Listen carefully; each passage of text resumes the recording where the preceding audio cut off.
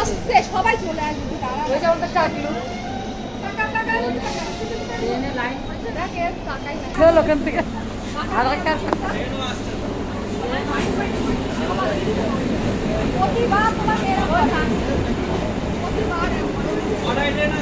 Hello guys, welcome back hour মাই profile. আজকে আমরা সব পরিবারে বেরিয়েছি গুপ্তিপাড়া হ্রদ দেখতে। তোমরা সবাই অপেক্ষায় থেকো, অনেক অনেক ভিডিও আসছে।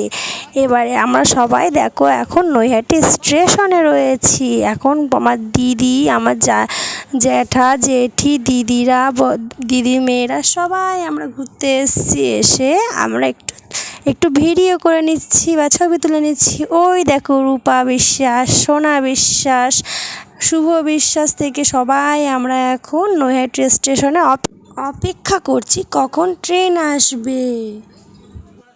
তো গুপ্তিপাড়া স্টেশনে নেমে পড়েছি, ওভারব্রিজ হয়ে যাচ্ছি। ওভারব্রিজে দেখো আরেকজন কন্টেন্ট ভিডিও করছে, এদিকে আমরা ফুল ছবি তুলে নিলাম এদিকে সবাই মিলে।